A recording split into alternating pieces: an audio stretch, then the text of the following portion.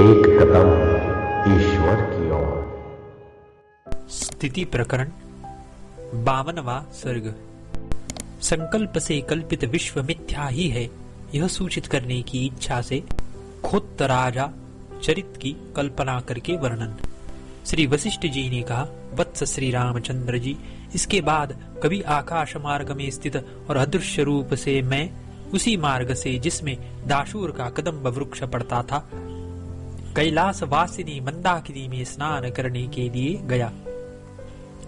हे सुबुद्धे, मैं आकाश से, जिसका कि सप्तर्षि मंडल एक भाग है, निकलकर रात्रि में ऊंचे दाशूर के कदम्ब वृक्ष के पास पहुंचा। मैंने जंगल में शाखाओं के खोखले से मुकुलित कमल के अंदर बैठे हुए भंवर की ध्वनि के समान संपूर्ण वचन सुना। हे महामते, हे पुत्र, सुनो।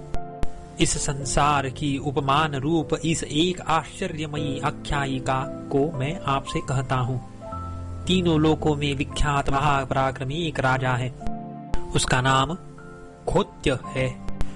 वह बड़ा समृद्धिशाली और तीनों लोकों पर आक्रमण करने में समर्थ है।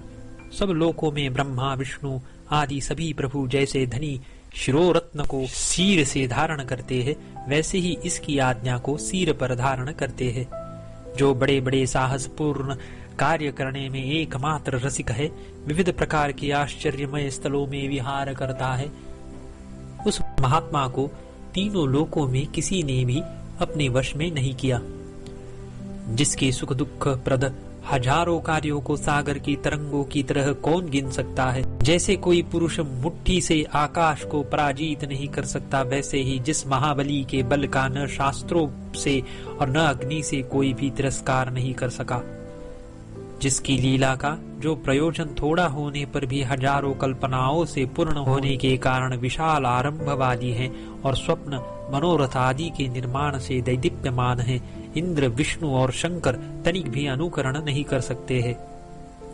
हे महाबाहो, उसके सब व्यवहार रूपी क्रीड़ा करने में सक्षम, उत्तम, मध्यम और अधम, सात्विक, राजस और तामस भेद से तीन प्रकार के शरीर जगत को आक्रांत करके स्थित है।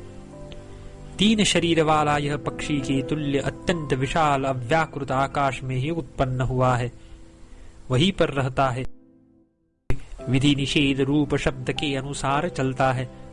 भाव यह है कि जैसे पक्षी आकाश में ही अखंडमय, पिंडमय और पक्षमय तीन शरीर वाला क्रम से उत्पन्न होता है, सब ओर से उसे जान जोखिम की शंका रहती है, असार पीपल आदि के फलास्वाद में लोलुप रहता है, शब्द मात्र से उड़ता है, वास्तविक बात का विचार नहीं करता, वैसे ही यह भी स्थूल, सूक्ष्म और कारण रूप तीन शरीर वाला है। ब्रह्माकाश में उत्पन्न होकर चारों ओर से भय की शंका करता है, तुच्छ विषयों में आसक्त हो, विधि निषेध रूप शब्द के अनुसार चलता हुआ घूमता है। उसी असीम आकाश में उसने ब्रह्मांड रूपी नगर की 14 भुवन की, जिसके बड़े भारी रथों का समूह है, या 14 विद्या रूपी रथ्या मार्गों से जो विभक्त है, रचना कर रखी है, और वह त्रिलोक रूप और वेद त्रयी रूप विभाग से विभूषित है।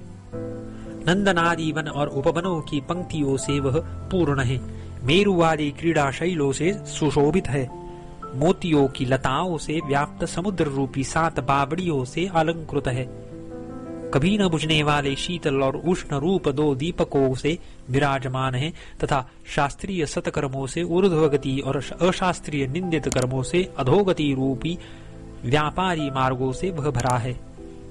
उसी अति विशाल नगर में उक्त राजा ने विषयों के मोह में फंसे हुए अपवरक के समान आकाश के परिच्छेदक होने के कारण अपवरक रूप संसारी देवता मनुष्य आदि देह समूहों की सृष्टि की। कोई ऊपर रखे गए, कोई नीचे रखे गए, और किन्हीं को उसने बीच में नियोजित किया। कोई चिरकाल में नाश को प्राप्त होने वाले हैं, तो कोई शीघ्र विनष्ट होने वाले हैं। वे काले केश रूपी तृणों से आच्छादित और आँख, कान, नाक, मुंह आदि 9 द्वारों से अलंकृत है। उनमें निरंतर वायु बहता रहता है। वे रोमकूप रूपी अनेक खिड़कियों से युक्त है और 5 ज्ञानेन्द्रिय रूपी 5 दीपकों से वे प्रकाश युक्त है। जांग और रीढ़ ही उनके 3 स्तंभ है। सफेद हड्डियां भी बांस के स्थानापन्न है। चिकनी मिट्टी के स्थानापन्न चर्म से वे कोमल है। सड़क रूपी बाहुओं से वे व्याप्त है। उस महात्मा राजा ने उन देह समूहों में अभिमान द्वारा उनके रक्षक और स्वामी रूप अहंकारों की सृष्टि की। उक्त अहंकार आत्म विवेक रूपी प्रकाश से सदा भयभीत रहते हैं, क्योंकि उससे उनका विनाश हो जाता है। अहंकारों सृष्टि करने के उपरांत उन देव, मनुष्य आदि के देह समूहों के व्यवहार करने पर संकल्पात्मा जीव रूपी वह राजा जैसे घोंसलों में चिड़िया विविध प्रकार की क्रीड़ाएं करती हैं, वैसे ही विविध प्रकार की क्रीड़ाएं करता है। हे पुत्र, 3 प्रकार के अनंत शरीरों के अंदर उन यक्षों के साथ लीलाओं द्वारा अस्वाधीन रूप से निवास कर और निकल कर फिर चला जाता है। हे पुत्र, 3 प्रकार के अनंत शरीरों के अंदर उन यक्षों के साथ लीलाओं द्वारा अस्वाधीन रूप से निवास कर और निकल कर फिर चला जाता है। हे वत्स, चंचल चित्त वाले उसकी कभी निश्चल इच्छा होती है कि अविद्यमान किसी स्वप्नादि जगत रूप नगर में मैं जाऊं। तदनंतर वह भूताविष्ट की तरह निद्रा आदि के आवेश से जागृत देहादि के अभिमान का त्याग कर दौड़ता है। तदुपरांत गंधर्व नगर के समान मिथ्याभूत उस नगर को प्राप्त होता है। हे पुत्र, चंचल चित्त वाले उसकी कभी संकल्प के लय की अवस्था रूप सुषुप्ति को प्राप्त होवूं ऐसी इच्छा उत्पन्न होती है। उससे वह शीघ्र विनष्ट हो जाता है। फिर वह जल से तरंग के समान पूर्ण स्वभाव से ही तुरंत फिर उत्पन्न हो जाता है और फिर विविध आरंभों से परिपूर्ण व्यवहार करता है। फिर अपने ही व्यवहार से कभी उसका पराभव होता है। मैं किंकर हूँ, मैं अज्ञानी हूँ, मैं दुखी हूँ, यो शोक करता है। कभी पूर्वानुभूत हर्ष का अतिक्रमण कर वर्षा ऋतु की कला के उल्लास के प्रवाह का अतिक्रमण कर नदी के वेग के समान वह स्वयं दीनता को प्राप्त होता है।